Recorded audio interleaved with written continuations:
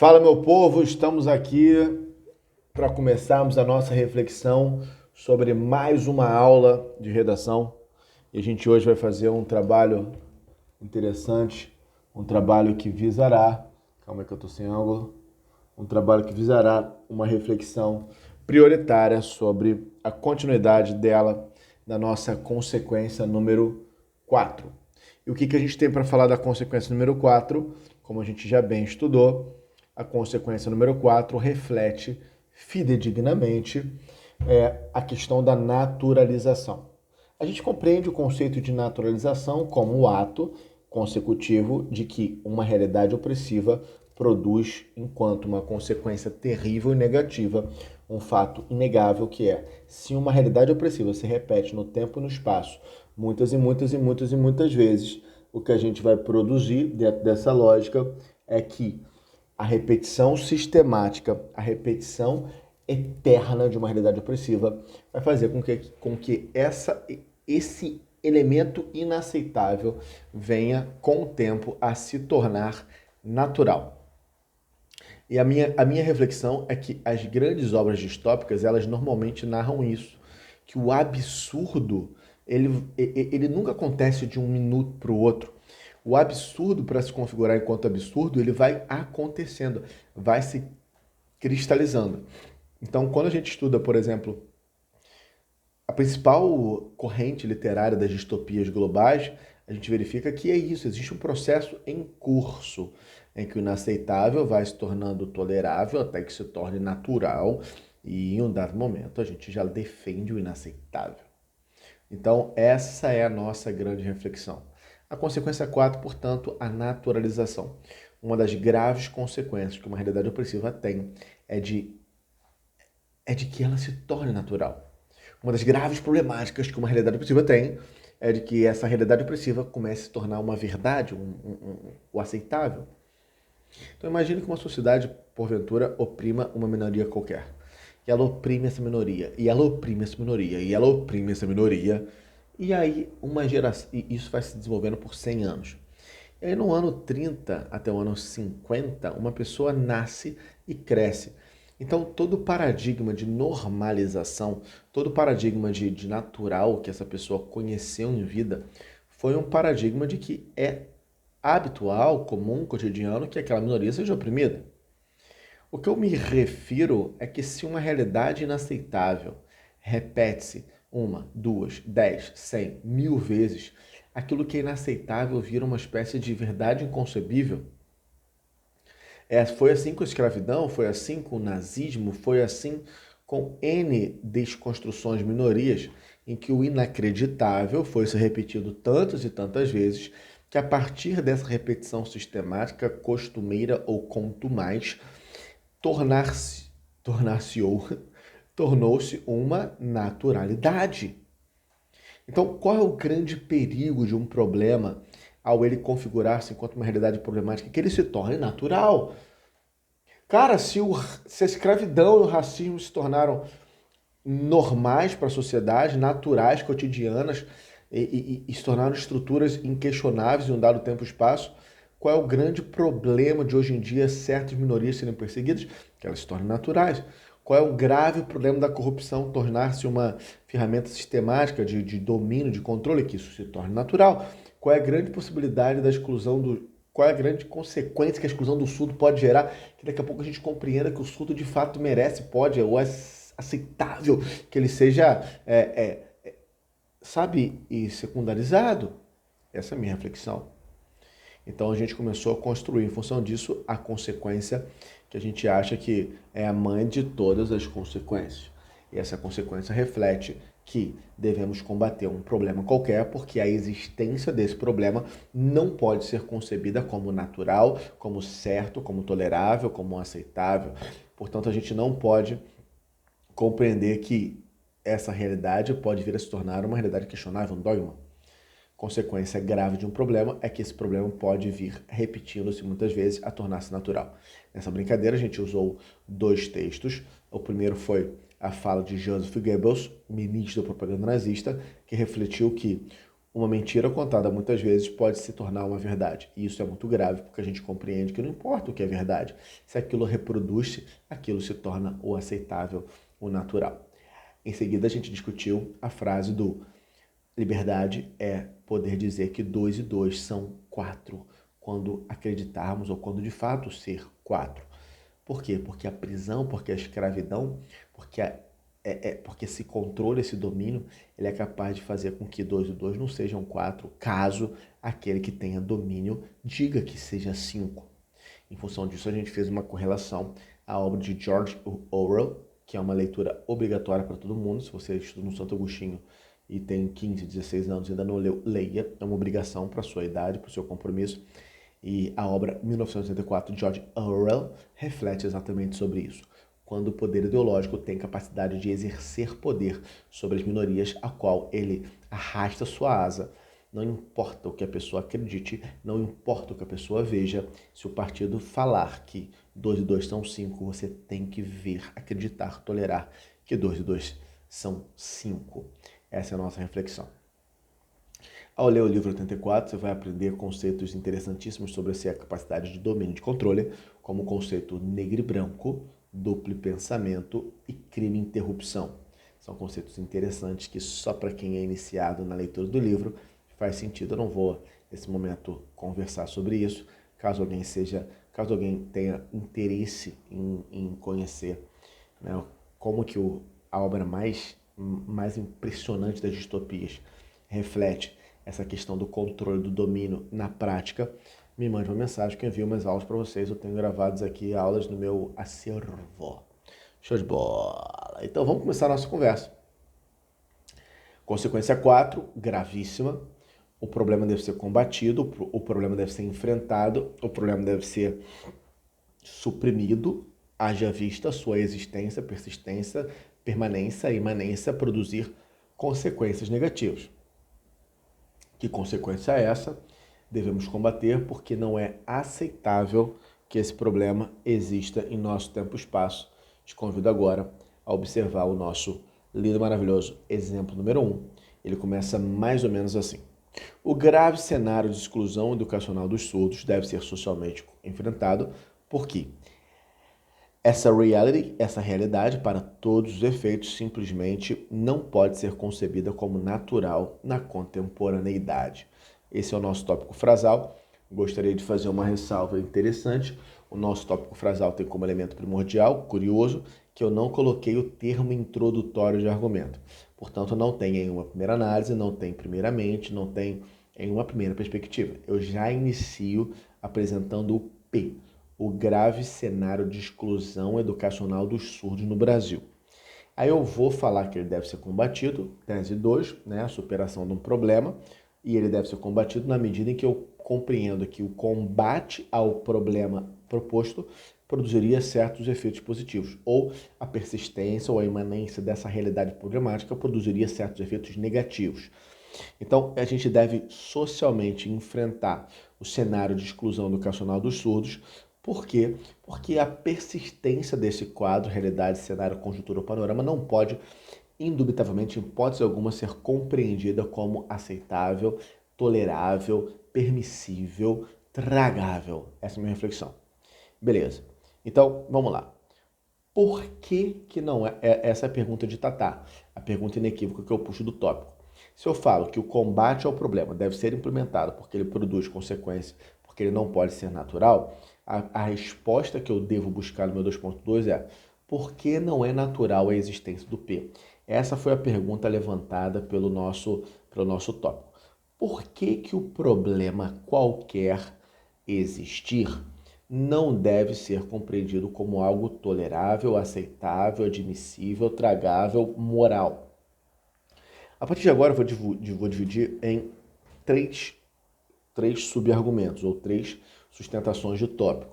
Obviamente, numa redação de concurso, você só pode fazer um, nem há espaço para 2.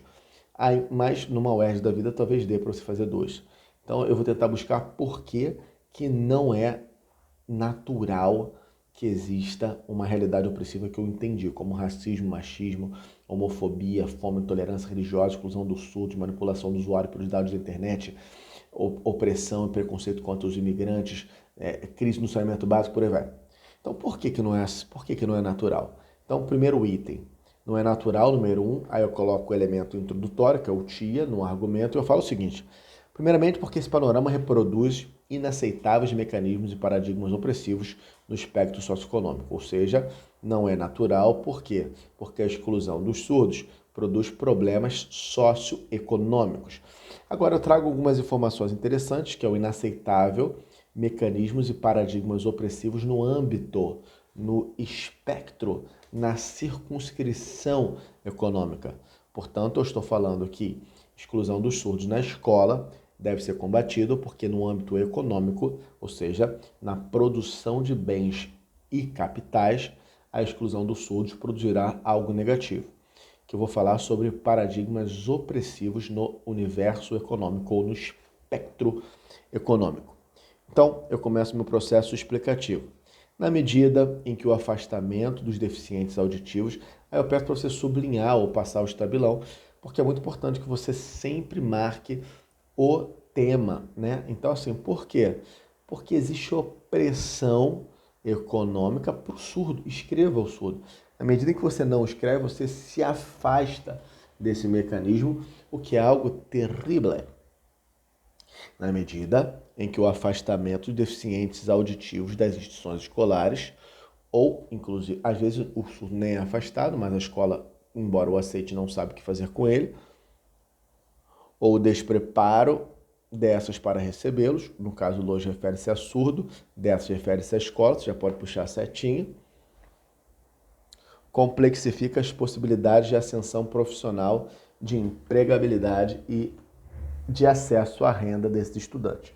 Obviamente, se o surdo não tem acesso educacional, essa falta de acesso produzirá, indubitavelmente, problemas inequívocos no que tange ao acesso desses caras ao universo da produção, né? Então, assim, eu falo sobre sem educação haverá de haver a complexificação das possibilidades de ascensão profissional desses surdos. Então, primeiro grau de inadmissibilidade que faz com que o enfrentamento seja possível é que a gente não naturalize o fato de que o surdo, ao não ter educação, não vai ter como crescer na vida, conseguir empregos, produzir, criar, ter acesso a laboratórios.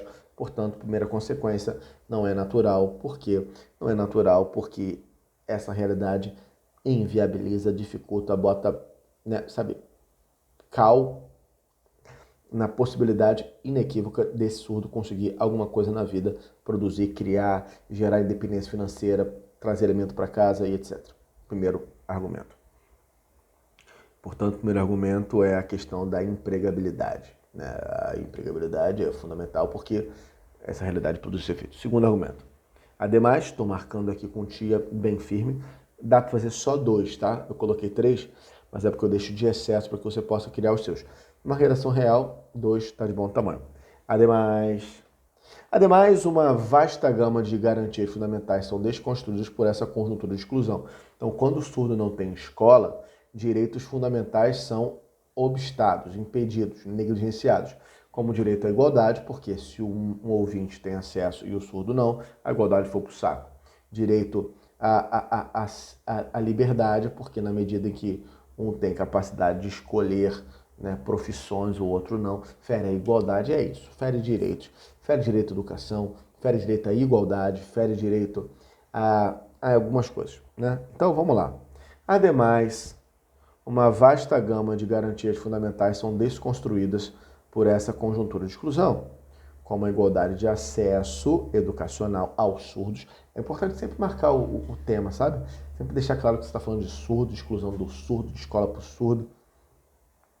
E o direito à educação e ao desenvolvimento. Beleza. Se o cara não tem escola, não tem direito ao desenvolvimento, direito ao escudo, por aí vai. Como a igualdade de acesso e o direito à educação e ao desenvolvimento, os quais são eixos primordiais para a construção de uma vida economicamente estável, independente de qualquer indivíduo. Sobretudo em uma economia em que a escassez é quase regra. Beleza. Então eu estou falando sobre não deve ser compreendido como natural não haver escola para o surdo, porque A não existência de escolas para o surdo ou de capacidade de desenvolvimento cognitivo dos surdos produz a afetação, a deslegitimação, a negação de direitos e garantias fundamentais. Essa é a nossa lógica. Quais direitos? Ao desenvolvimento do sujeito, a que ele possa criar suas faculdades mentais e produzir, e também o direito à educação. Beleza. Terceiro argumento. O terceiro argumento, a gente tem uma coisa muito interessante para tratar, que é o seguinte: por fim, a exclusão do surdo não pode ser compreendido como algo natural, aceitável, tolerável, tragável, concebível, porquanto não há necessidade disso existir. É isso que eu estou querendo falar. Não é natural porque, não é natural porque, assim, de fato, não precisa. Aí eu falo, por fim, porque o tempo presente já reuniu condições materiais e imateriais, que são símbolos, históricas e tecnológicas para superar esse cenário revertendo ao panorama. Como o surdo não vai ter escola? Se a gente pode criar, por exemplo, tradução de Libras online pela internet automática. Como? Se o Brasil é a 8ª economia do mundo, por que a gente não dá escola para os caras? Por que nós não podemos criar núcleos de ensino de surdo espalhados pelo Brasil? Sei lá, é uma minha reflexão. Argumento. Por fim, porque o tal... Me perdi. Porque o tempo presente já reuniu condições materiais, históricas e tecnológicas para superar esse cenário reverter tal panorama. Então vou provar. Isso porque o Brasil é, número 1, a 8ª economia do mundo, já foi a 6ª, na época áurea do Brasil, do século XX, e se constitui como uma democracia que se alicerça na finalidade intrínseca de garantir o bem-estar de sua população, como aponta o preâmbulo da Constituição Federal de 88, o que instaura a inadmissibilidade, vamos essa palavra, da persistência dessa realidade, desse cenário, desse conjuntura, desse panorama, desse status quo, na contemporaneidade. Então vamos encerrar aqui o nosso raciocínio colocando uma linda citação, que é a citação do nosso querido amigo Victor Hugo, que além de ser um escritor francês de primeira monta, que escreveu Os Miseráveis, que escreveu O Conde de Notre Dame, hoje em dia ele tem uma loja de bolsa sinistra, né, várias redes, Norte Shop, Barra Shop. Ele escreve o seguinte: Victor Hugo, porque ele é francês, nesse sentido, em Os Miseráveis, afirma que nada seria mais poderoso que uma ideia cujo tempo haveria chegado. Superar a exclusão educacional dos surdos é uma medida que se impõe ao nosso tempo. Portanto, repara a estrutura, né? A citação do Victor Hugo diz o seguinte: nada mais importante que uma ideia cujo tempo chegou. A gente olha para um problema social qualquer que o Enem teve a grandeza de trazer, a gente entende, isso não era para existir, senão o Enem não traria. Por exemplo, propaganda infantil. A propaganda infantil como um instrumento de manipulação, controle, dominação e escravização de uma criança não deveria existir. O nosso querido amigo Victor Hugo fala: nada mais poderoso que uma ideia cujo tempo chegou. E chegou o tempo em que a gente não vai tolerar, por exemplo, que uma pessoa que é formada e pós-graduada em publicidade manipule a psique de uma criança coitada de 8 anos de idade, controlando seu consciente e subconsciente a partir de acordes menores produzidos por um instrumento em escala harmônica de sol, sabe? Então é covarde. Como que um cara tem a capacidade de controlar, de dominar uma criança? Isso é muito escroto. Talvez a gente deva compreender que isso é inaceitável. Beleza. Superar a exclusão educacional dos surdos é uma medida que se impõe ao nosso tempo, um deflagrado desafio ético, visto que chegou esse tempo. Dessa forma, reverter esse quadro de atraso ético, educacional e político faz uma demanda prioritária para a instauração de um Estado ético e jurídico na contemporaneidade. Bom, ao continuar esse material, você vai ver algo muito interessante, que são as linhas argumentativas. Na verdade, as linhas argumentativas aparecem primeiro. Esse exemplo tem 6 linhas argumentativas, que são caminhos que a sua argumentação, caso escolha essa consequência, normalmente seguirá. Então, se você pegar esse material, eu falo sobre... decore as linhas argumentativas, são muito importantes. Então, a letra A, eu falo sobre a nossa consequência 3. Não é natural porque afronta a convivência, portanto, porque nega a ética. Então, consequência 3 justifica a nossa causa 4. Exemplo B. Exemplo B, a gente vai falar sobre a consequência 5. Não é natural porque a persistência de uma opressão oprime sujeitos psicologicamente, simbolicamente e fisicamente. Consequência 5. Consequência 3, porque fere direitos. Consequência 1. Quando a gente pega, por exemplo, a nossa naturalização, a gente fundamenta ela dizendo que não é natural porquanto fere direitos fundamentais, como a dignidade, a igualdade, a liberdade, a propriedade, etc. Number 4, o argumento de cunho histórico não é natural porque não há necessidade histórica, logística, operacional, financeira de que esse problema ainda exista sob forma de problema. Número 5, não é natural porque a existência desse cenário opressivo afeta a convivência. Consequência 3, não é natural porque a vida em sociedade é dificultada por essa existência. Não é natural porque viver junto se torna um inferno por conta dessa existência de celeuma. Logo, não é natural. E para finalizar o nosso blocão feliz da vida, serelepe pimpão, não é natural, por quê? Porque essa realidade deslegitima a alteridade, mais uma bifurcação da consequência 3. Não é natural porque o outro é estraçalhado por essa realidade, cuja minha intenção é apontar a não naturalidade da existência dessa realidade no Brasil hoje. Então a gente verifica que da letra A à letra F, a gente aprofunda várias outras consequências, dando um chá de conteúdo, mas isso é assunto para outra teleaula.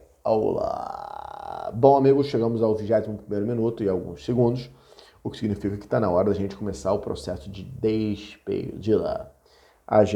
Vocês vão começar a fazer prova na próxima semana. Eu gostaria de ressaltar algumas coisas muito importantes, como, por exemplo, número 1, a correção à prova está a pleno vapor. O Toninho finalizou as redações do concurso e a nossa meta é que ele consiga finalizar as redações, as próximas, né, que tiveram mais uma. A gente finaliza com 2 redações, mais a prova para fazer a nossa média final. A gente vai tentar entregar as redações atrasadas, que porventura o Toninho não conseguiu corrigir. Gostaria de avisar para todo mundo que conversou comigo e mandou alguma coisa para o meu histórico. Nos últimos 12 dias, eu infelizmente tive meu telefone quebrado e ao fazer o meu backup, eu consegui resgatar todas as conversas que eu tive do dia 29 de junho para trás.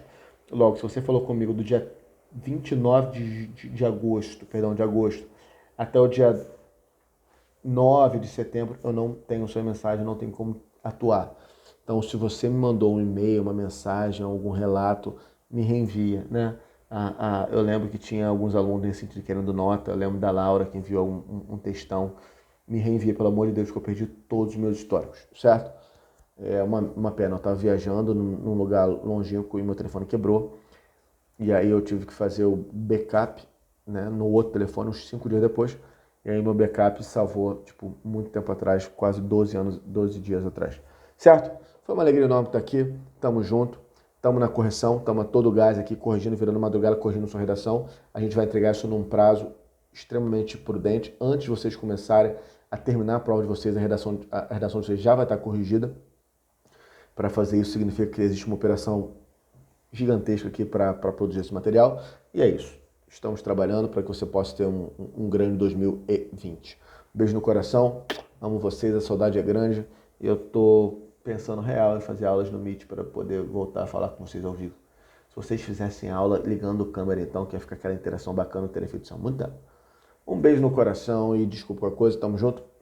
Aquele abraço, vou desligar aqui porque deu tempo. Tchau, tchau, tchau, tchau.